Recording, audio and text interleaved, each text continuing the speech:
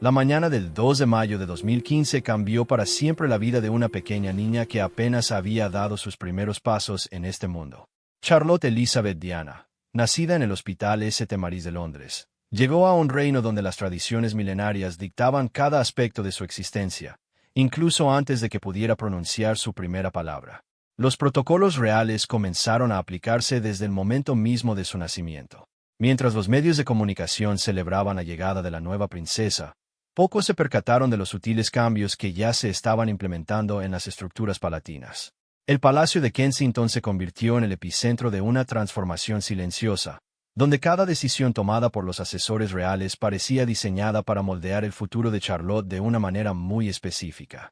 La pequeña princesa creció rodeada de niñeras altamente capacitadas, tutores especializados y un séquito de empleados cuya única función era garantizar que siguiera un camino predeterminado. Sus días estaban meticulosamente planificados. Desde las 7 de la mañana hasta las 19 horas, cada actividad había sido cuidadosamente seleccionada para desarrollar las habilidades que la monarquía consideraba apropiadas para una futura duquesa o consorte real. Durante sus primeros años, Charlotte mostró una personalidad vivaz y curiosa que a menudo chocaba con las expectativas palatinas. Sus cuidadores notaron su tendencia a hacer preguntas incómodas durante las visitas oficiales, su resistencia a usar vestidos extremadamente formales y su preferencia por juegos que requerían actividad física intensa. Estos comportamientos fueron documentados meticulosamente en informes confidenciales que circulaban entre los miembros senior del personal real. El sistema educativo diseñado para Charlotte era una obra maestra de ingeniería social. Mientras su hermano George recibía lecciones de liderazgo, historia constitucional y diplomacia internacional, el currículum de Charlotte se centraba en arte, música clásica, etiqueta social y idiomas.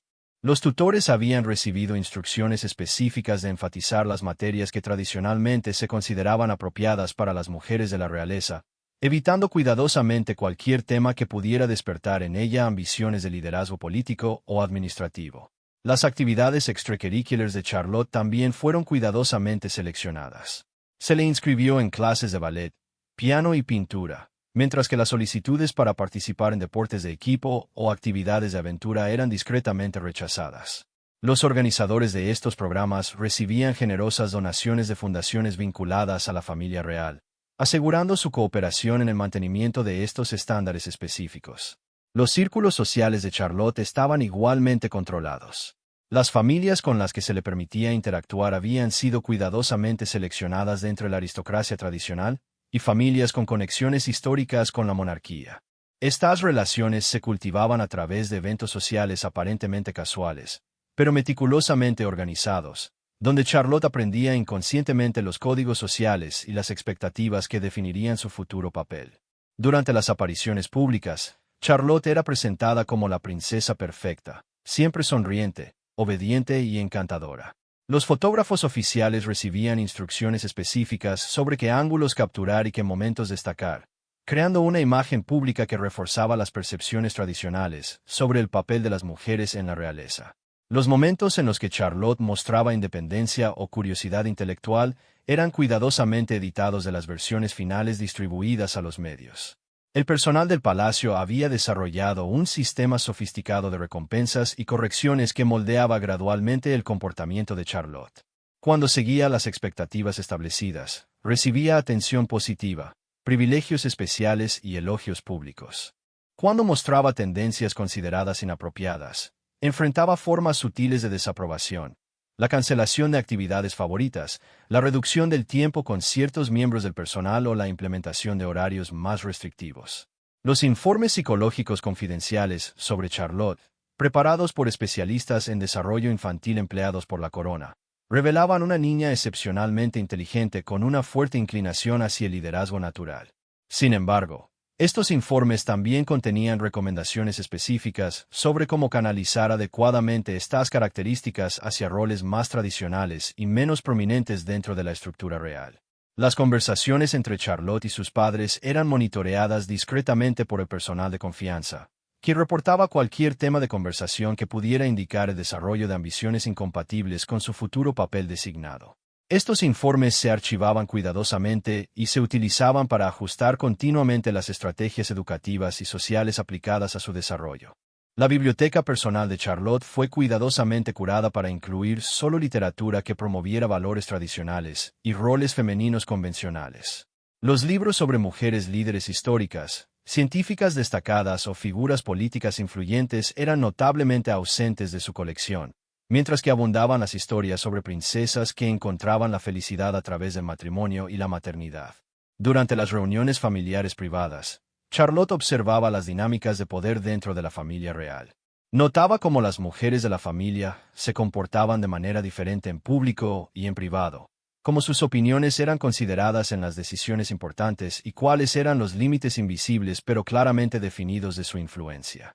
Estas observaciones comenzaron a formar su comprensión temprana de su lugar en la jerarquía familiar y real. Los eventos públicos se convirtieron en oportunidades de entrenamiento para Charlotte. Cada aparición era precedida por sesiones de preparación donde se le enseñaba exactamente qué decir, cómo comportarse y qué esperar del público y los medios. Se le instruía sobre la importancia de mantener siempre una imagen impecable y sobre cómo evitar cualquier controversia o declaración que pudiera ser malinterpretada por la prensa. El desarrollo de Charlotte durante estos años formativos estaba siendo moldeado por fuerzas invisibles pero poderosas que operaban con la precisión de un reloj suizo. Cada elemento de su experiencia había sido diseñado para garantizar que siguiera un camino específico, uno que la alejaría gradualmente de cualquier posición de verdadero poder o influencia política dentro de la monarquía británica. A los 8 años, Charlotte comenzó a percibir las diferencias sutiles en el tratamiento que recibía comparado con su hermano George. Durante las lecciones privadas de historia, notó que mientras George estudiaba las grandes decisiones de los monarcas británicos y su impacto en la política mundial, sus propias lecciones se centraban en las consortes reales y su influencia en las artes y la cultura. Estas diferencias no eran accidentales, sino parte de un plan cuidadosamente orquestado para canalizar sus intereses hacia áreas consideradas más apropiadas para su género. El personal educativo había recibido instrucciones específicas de los asesores principales de la familia real sobre cómo abordar las preguntas cada vez más sofisticadas de Charlotte sobre gobierno y política. Cuando preguntaba sobre la Constitución británica o el funcionamiento del Parlamento, se le proporcionaban respuestas superficiales y se redirigía su atención hacia temas relacionados con la beneficencia y el trabajo humanitario. Estos métodos de redirección se implementaban con tal sutileza que Charlotte no se daba cuenta conscientemente de la manipulación. Durante las reuniones familiares semanales en el Palacio de Buckingham, Charlotte observaba atentamente las dinámicas entre los adultos. Notaba cómo su bisabuela, la reina Isabel II, comandaba respeto y atención cuando hablaba, pero también observaba cómo otras mujeres de la familia permanecían en segundo plano durante las discusiones importantes sobre asuntos estatales. Estas observaciones plantaron las primeras semillas de cuestionamiento sobre su propio destino dentro de la institución real. Los asesores reales habían implementado un sistema de mentores femeninos cuidadosamente seleccionados para Charlotte. Estas mujeres, todas con trasfondos en la aristocracia tradicional, habían sido instruidas para compartir historias sobre la satisfacción personal que habían encontrado en roles de apoyo, enfatizando la importancia de la familia, la maternidad y el trabajo caritativo. Sus conversaciones con Charlotte estaban diseñadas para normalizar la idea de que el verdadero éxito para una mujer real residía en ser una consorte perfecta y una madre dedicada. Las actividades culturales de Charlotte fueron expandiéndose, pero siempre dentro de parámetros cuidadosamente establecidos. Se le proporcionaron oportunidades para aprender sobre arte, música y literatura, pero estos estudios se enmarcaban específicamente en el contexto de cómo podría utilizarlos para promover la cultura británica como futura embajadora real. Se evitaba cuidadosamente cualquier discusión sobre cómo estas disciplinas podrían ser vehículos para la expresión personal o la influencia política. Durante este periodo, Charlotte comenzó a mostrar un interés natural por las ciencias y las matemáticas, destacándose particularmente en temas relacionados con la tecnología y la innovación. Sin embargo, estos intereses fueron sutilmente desalentados a través de la programación de conflictos con otras actividades más importantes, la limitación de recursos educativos en estas áreas y la introducción de mentores que enfatizaban las dificultades que las mujeres enfrentaban en campos técnicos. Los informes psicológicos confidenciales de este periodo revelaban que Charlotte había desarrollado una percepción aguda de las expectativas que se tenían sobre ella, pero también mostraban signos de resistencia interna a estas limitaciones. Los especialistas recomendaron intensificar las actividades de condicionamiento social e introducir elementos adicionales de refuerzo positivo cuando Charlotte demostrara comportamientos considerados apropiados. Las relaciones románticas futuras de Charlotte ya estaban siendo consideradas por los planificadores reales. Se había compilado una lista de familias aristocráticas europeas con hijos de edad apropiada, y se estaban organizando encuentros sociales aparentemente casuales para facilitar conexiones tempranas.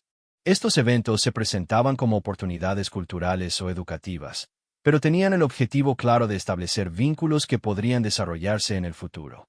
El círculo íntimo de Charlotte se expandió para incluir compañeras cuidadosamente seleccionadas, que habían sido educadas con valores similares y expectativas de roles tradicionales.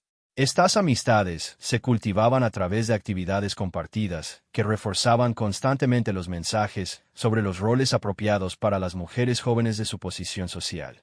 Las conversaciones entre Charlotte y sus amigas eran monitoreadas discretamente para asegurar que no se desarrollaran ideas consideradas subversivas.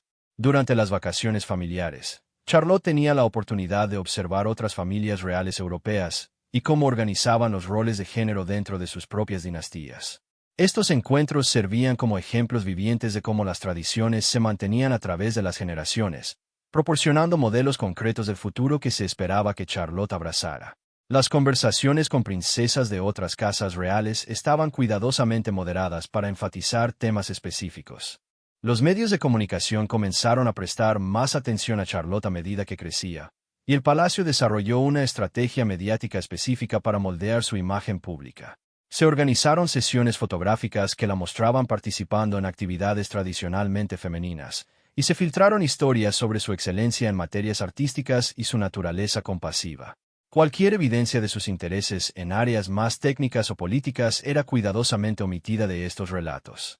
La educación religiosa de Charlotte se intensificó durante este periodo, con un énfasis particular en los aspectos de la doctrina anglicana que promovían la obediencia, la humildad y la aceptación del destino divino. Se le enseñó que su posición en la familia real era parte de un plan divino que requería sacrificio personal por el bien común, y que cuestionar este plan era tanto impío como irresponsable.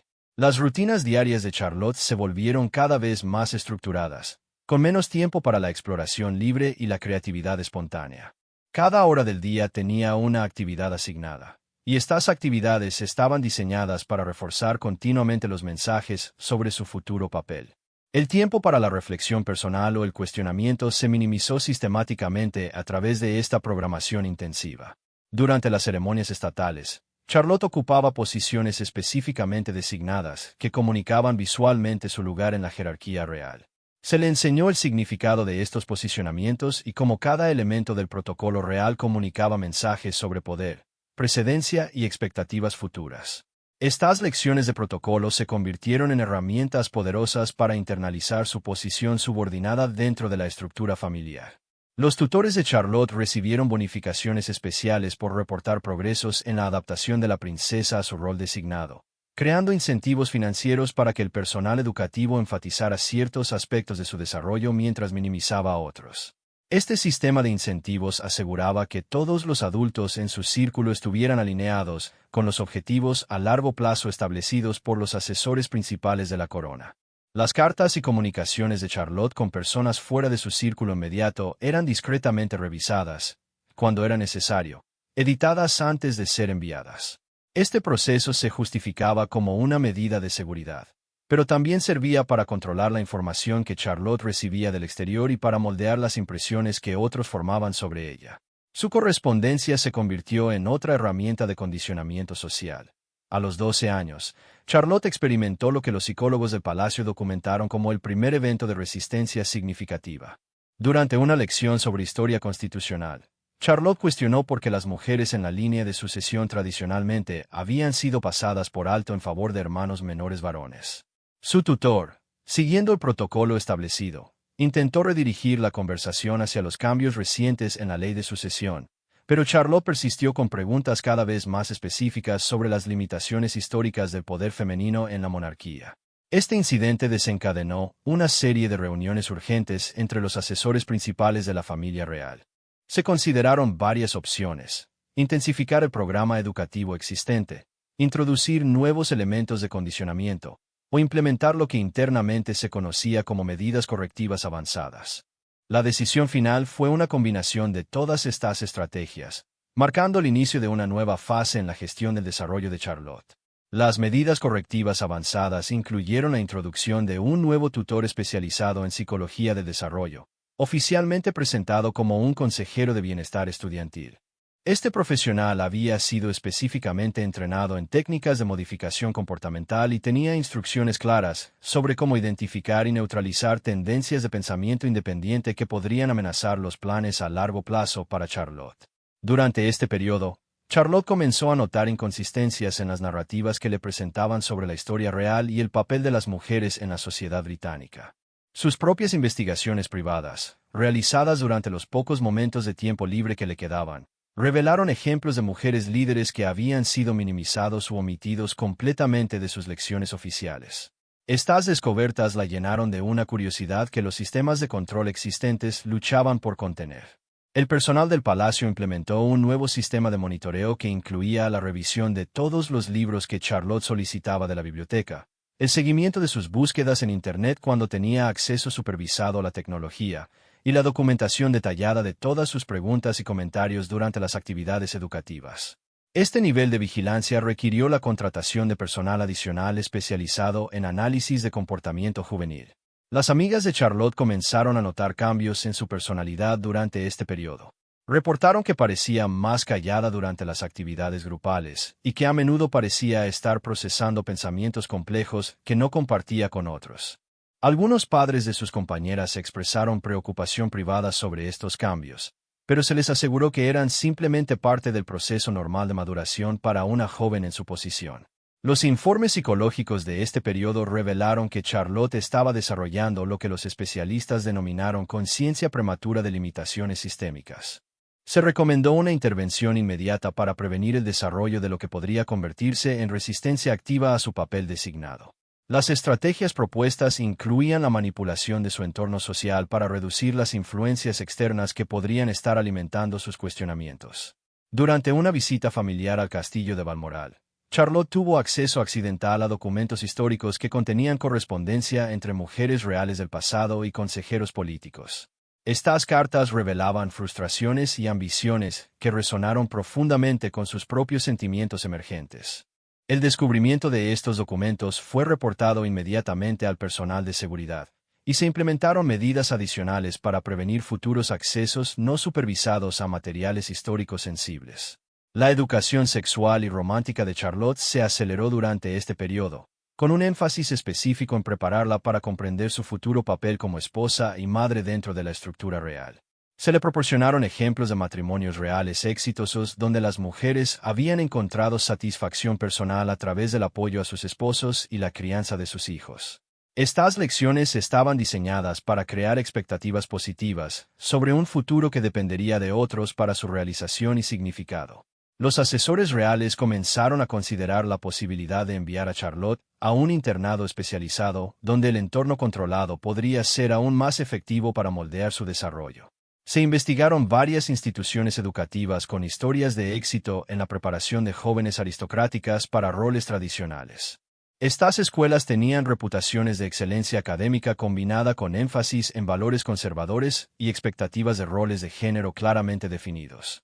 Durante las apariciones públicas, Charlotte comenzó a mostrar signos de lo que los especialistas en protocolo real identificaron como resistencia pasiva. Aunque cumplía con todas las expectativas comportamentales, su lenguaje corporal y expresiones faciales comunicaban una distancia emocional del proceso. Los fotógrafos reales recibieron instrucciones específicas sobre cómo capturar solo los momentos donde Charlotte parecía genuinamente comprometida y feliz. Las conversaciones telefónicas y videollamadas de Charlotte con parientes y amigos comenzaron a ser monitoreadas más de cerca cuando el personal notó que hacía preguntas sobre las experiencias educativas y profesionales de mujeres en otras familias. Se implementó un sistema donde ciertas conversaciones eran accidentalmente interrumpidas cuando se dirigían hacia temas considerados problemáticos. El programa de actividades caritativas de Charlotte se expandió significativamente durante este periodo, pero con un enfoque cuidadosamente controlado en organizaciones que promovían roles femeninos tradicionales. Se le asignaron patrocinios de organizaciones dedicadas a las artes, el cuidado infantil y el bienestar familiar, mientras que se evitaban cuidadosamente las organizaciones enfocadas en derechos de las mujeres, liderazgo femenino o igualdad de género. Los tutores de Charlotte reportaron que había comenzado a hacer preguntas sobre la estructura financiera de la familia real y cómo se distribuían los recursos entre los diferentes miembros. Estas preguntas evidenciaban un entendimiento creciente de las dinámicas de poder económico dentro de la institución, lo que los asesores consideraron como otra señal de alerta que requería intervención específica. Durante las vacaciones escolares, Charlotte fue enviada a programas de intercambio cultural cuidadosamente seleccionados donde interactuaba con jóvenes de familias aristocráticas europeas que habían sido educadas con valores similares. Estos intercambios estaban diseñados para normalizar sus experiencias y reducir cualquier sentido de singularidad o excepcionalidad que pudiera estar desarrollando sobre su situación. Las sesiones de terapia psicológica se introdujeron oficialmente como parte del programa de bienestar de Charlotte, presentadas como una práctica normal para jóvenes en posiciones de alto perfil público. Sin embargo, estas sesiones estaban diseñadas no solo para apoyar su bienestar emocional, sino también para identificar y abordar cualquier desarrollo de ideas o ambiciones que pudieran ser incompatibles con su futuro papel designado. El acceso de Charlotte a la tecnología se volvió aún más restrictivo, con filtros sofisticados que bloqueaban contenido relacionado con feminismo, liderazgo femenino, política progresiva y cualquier material que pudiera inspirar cuestionamientos sobre estructuras de poder tradicionales. Su consumo de medios se limitó a contenido previamente aprobado que reforzaba constantemente los mensajes sobre roles apropiados y expectativas futuras. A los 15 años, Charlotte había desarrollado lo que los observadores externos describían como la gracia perfecta de una princesa moderna, pero los informes internos de Palacio revelaban una realidad más compleja. Había aprendido a navegar el sistema de expectativas y restricciones con una habilidad sofisticada, desarrollando lo que los psicólogos reales denominaron compliance adaptativa, la capacidad de cumplir con todas las expectativas externas mientras mantenía un espacio interno privado de pensamiento y sentimiento. Los últimos informes psicológicos confidenciales indicaban que Charlotte había llegado a una comprensión completa de su situación, pero había elegido un camino de resistencia silenciosa que confrontación directa. Había desarrollado estrategias sutiles para preservar su autonomía intelectual, mientras aparentaba total conformidad con su rol designado. Esta evolución representaba tanto un éxito como un fracaso para los sistemas de control implementados durante toda su vida. Durante sus últimas apariciones públicas antes de su 16º cumpleaños, Charlotte demostró una maestría completa del protocolo real y una capacidad excepcional para conectar con el público. Sus discursos, aunque escritos por otros, eran entregados con una autenticidad que encantaba a los medios y al pueblo británico. Sin embargo, quienes la conocían más íntimamente notaban momentos fugaces donde su verdadera personalidad brillaba a través de la fachada cuidadosamente construida. El personal del palacio había llegado a la conclusión de que Charlotte representaba tanto su mayor éxito como su desafío más complejo. Había sido moldeada perfectamente para cumplir con las expectativas públicas de una princesa moderna, pero había desarrollado una conciencia crítica que los sistemas de control nunca habían logrado eliminar completamente.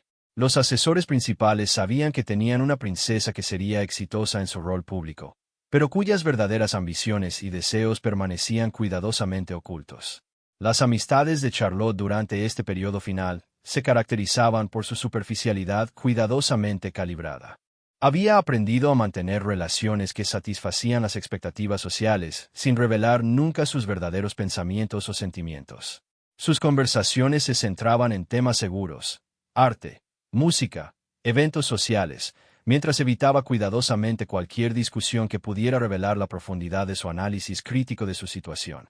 Los planes matrimoniales para Charlotte se habían concretado durante este periodo, con varias opciones de familias aristocráticas europeas siendo evaluadas por su compatibilidad política y social. Charlotte era consciente de estas discusiones, pero había aprendido a participar en ellas como una observadora interesada que como la protagonista de su propia vida. Había desarrollado la habilidad de discutir su futuro matrimonio como si fuera un proyecto académico fascinante que su destino personal. Durante las sesiones de preparación para sus responsabilidades futuras como adulta real, Charlotte mostraba una competencia excepcional en todas las áreas evaluadas. Su conocimiento del protocolo, su habilidad para manejar situaciones sociales complejas y su comprensión de las expectativas públicas eran impecables. Sin embargo, los instructores notaban una cualidad inalcanzable en su participación, como si estuviera interpretando un papel rater que expresando su verdadera personalidad. Los documentos internos de este periodo revelan que Charlotte había comenzado a desarrollar intereses privados en áreas completamente fuera del alcance de su educación oficial. Había encontrado formas de acceder discretamente a literatura política, filosofía feminista y estudios sobre estructuras de poder institucional. Estos estudios privados se realizaban con una discreción tal que el personal de seguridad nunca logró detectarlos completamente. Las evaluaciones psicológicas finales de Charlotte antes de su transición a la adultez oficial pintaban el retrato de una joven que había logrado lo que parecía imposible: mantener su integridad intelectual y emocional mientras operaba perfectamente dentro de un sistema diseñado para eliminar ambas. Había desarrollado lo que los especialistas describieron como una doble conciencia que le permitía funcionar exitosamente en su rol público mientras preservaba un sentido privado de identidad y propósito. Durante las ceremonias de su 16º cumpleaños, Charlotte fue presentada oficialmente como una princesa lista para asumir responsabilidades adultas dentro de la familia real. Su comportamiento durante estos eventos fue impecable, y los medios celebraron su transformación de niña curiosa en joven mujer elegante y apropiada. Los comentarios públicos se centraron en su gracia, inteligencia y evidente preparación para un futuro brillante como miembro productivo de la realeza. Sin embargo, los observadores más astutos notaron momentos durante estas ceremonias donde la máscara de Charlotte parecía deslizarse ligeramente, revelando destellos de una profundidad emocional e intelectual que había sido cuidadosamente ocultada durante años. Estos momentos eran tan breves que la mayoría los atribuía a la emotividad natural de una ocasión tan significativa, pero representaban ventanas hacia la verdadera persona que había sobrevivido intacta debajo de años de condicionamiento sistemático. Los planes futuros para Charlotte incluían un periodo de servicio real junior donde asistiría a miembro senior de la familia en sus deberes oficiales antes de asumir sus propios patrocinios y responsabilidades. Este periodo estaba diseñado como la fase final de su entrenamiento, donde se pulirían los últimos detalles de su preparación para la vida adulta real. Los organizadores esperaban que esta experiencia práctica eliminaría cualquier vestigio de ambición personal que pudiera haber sobrevivido al proceso educativo. Las cartas privadas de Charlotte durante este periodo, interceptadas y analizadas por el personal de seguridad, revelaban una joven que había desarrollado una filosofía personal compleja sobre el deber, el sacrificio y la resistencia silenciosa. Escribía sobre encontrar significado y propósito dentro de las limitaciones impuestas, pero también sobre la importancia de preservar espacios privados de autenticidad en un mundo que demandaba conformidad total. Durante sus últimas sesiones educativas antes de la transición a responsabilidades adultas, Charlotte demostró un nivel de conocimiento y sofisticación que sorprendió incluso a sus instructores más experimentados. Había desarrollado una comprensión matizada de la historia política británica, las dinámicas internacionales y las complejidades de la gestión institucional que rivalizaba con la de muchos adultos en posiciones de liderazgo. Los informes finales sobre el Proyecto Charlotte, como había sido denominado internamente por los planificadores reales, concluían que había sido tanto un éxito rotundo como una lección sobre los límites del control institucional. Charlotte había sido moldeada perfectamente para cumplir su rol público, pero había demostrado que la personalidad humana individual posee una resistencia innata que ningún sistema de condicionamiento puede eliminar completamente. El futuro de Charlotte se presentaba como un estudio fascinante sobre cómo una persona podría navegar en las demandas de un rol institucional predeterminado mientras mantenía un sentido privado de autonomía y propósito. Los asesores reales sabían que tenían una princesa que sería exitosa en términos públicos, pero permanecían inciertos sobre cómo su conciencia crítica desarrollada podría manifestarse en los años venideros.